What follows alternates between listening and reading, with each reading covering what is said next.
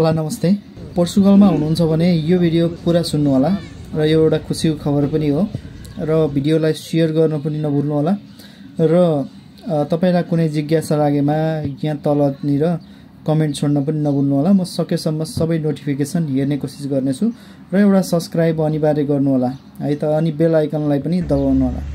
र आज विशेष गरी पोर्चुगलमा गत 28 तारिकबाट नयाँ रुल्स लागू भएको थियो र एकदमै यहाँ जति पनि डकुमेन्ट नपुग्ने फाल्ता भनेर बुझ्नुहुन्छ धेरै जनाले। र यो भिडियो म पहिलो कुरा भन्न चाहन्छु, यो भिडियो चाहिँ आज मेको 5 तारिक बनाउँदै छु है त, किनभने भोलि पर्सि फेरि रुल्स फरक हुन सक्छ। त्यस फरक रुल्सलाई लिएर तपाईहरुले फेरि आज त यस्तो भयो भन्ने हुन सक्छ। यद्यपि यो सबैमा एउटै लागू नहुन पनि सक्छ है त। र आज मे 5 का अनुसार म तपाईहरुलाई भन्दै छु, फाल्ताको रुल्स चेन्ज गरेको थियो।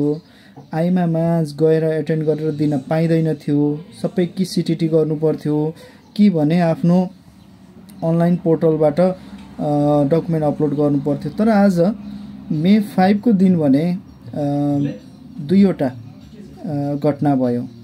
घटना भन्नाले राम्रो भयो के भयो भने महात्मा गान्धीमा पनि जति जना जानु भएको थियो पुलिस रिपोर्ट सबमिट गर्न दिइयो त्यहाँ है।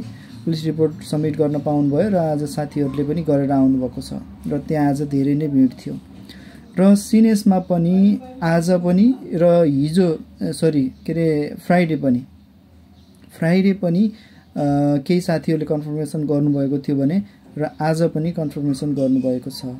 यस अर्थमा तपाईहरु नजिक आइमाको नजिक हुनुहुन्छ भने एकचोटी जाँदा चाहिँ बेटर भयो है। यो दुईवटा अनि पोर्तोबाट छ। पोर्तोबाट पनि साथीहरुलाई मैले सोधेको थिएँ, उहाँहरु मसँग सम्पर्कमा हुनुहुन्थ्यो तर ट्राई गरेको तर पाइएन भन्ने कुरा गर्नुभयो। यदि तपाईहरुले यो भिडियो हेरिसकेपछि अरु कतैबाट तपाईहरुले सबमिट गर्नुभएको छ भने पनि यहाँ कमेन्ट गरिदिनु होला, किनभने यसमा धेरै साथीहरुले तल आएर हेर्नु हुनेछ है। त्यसले गर्दा सजिलो हुनेछ। म डिटेल्समा के भन्न चाहन्छु भने लास्ट अन्तिमतिर भिडियो धेरै लामो बनाउन पनि चाहिन, किनभने तपाईहरुले पनि पुरा हेर्ने समय पाउनुपर्छ। र अब मैले भन्न खोजेको कुरा के हो भने तपाईहरुले पोर्टलमा पनि अपलोड गर्न पाइयो हैन। अरु डकुमेन्टहरु पुलिस रिपोर्टलाई पोर्टलमा अपलोड गर्न छुट दिएको छैन। ओरिजिनल चाहिन्छ, ओरिजिनल सीटीटी गर्नुपर्छ। दुईवटा एड्रेसहरु भन्ने कुरा मैले यो भन्दा अगाडिका भिडियोहरुमा बनाएको छु, यही युट्युबमा भिडियोहरु छन् हेर्नु होला। र अब नजिक हुनुहुन्छ भने सिनेस अथवा महात्मा गान्धी चाहिँ पुलिस रिपोर्टको लागि हो भने चाहिँ तपाईले ट्राई गर्न सक्नुभयो है। यही हो चोरी कुरा भनेको, यही हो। तर फेरि पनि भन्छु, सल्लाह मेरो, डिसिजन तपाईको है त। मैले दिएको सल्लाहले तपाईलाई केही फाइदा होस्, सहयोग पुगोस् भनेर मैले जहिले पनि यस्तै खालको भिडियोहरु बनाउने गर्छु। फेरि अर्को भिडियोहरुको लागि जोडिराख्नु होला। फेरि भेटौँला। जानकारी पोर्चुगल हेर्दै गर्नु होला।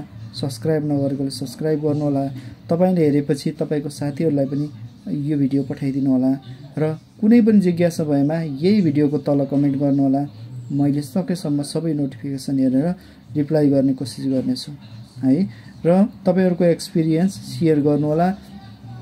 गत अप्रिल 28 भन्दा यतापट्टि तपाईहरुले कहाँ गएर सबमिट गर्नुभएको छ, यदि कसैलाई थाहा छ भने सबमिट गरिदिनु होला है। सबैजनालाई अग्रिम शुभकामना। अर्को भिडियोमा भेटौँला। नमस्ते।